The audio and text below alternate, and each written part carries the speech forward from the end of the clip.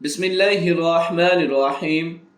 نبی کریم صلی اللہ علیہ وآلہ وسلم میت دفن کرنے سے فارغ ہوتے تو اس کے پاس ٹھہر کر فرماتے، اپنے بھائی کے لیے استغفار کرو اور اس کے لیے ثابت قدم رہنے کی دعا کرو، کیونکہ اب اس سے سوالات ہوں گے۔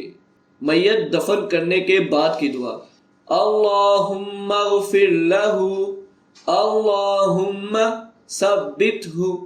دعا دوبارہ ریپیٹ کرتے ہیں: اللہم اغفر لہ، اللہم ثبتہ۔ ترجمہ: اے اللہ اسے معاف فرما، اے اللہ اسے ثابت قدم رکھ۔ میری اللہ تعالیٰ سے دعا ہے کہ اللہ تعالیٰ ہمیں قرآن و حدیث پر عمل کرنے کی توفیق عطا فرمائے۔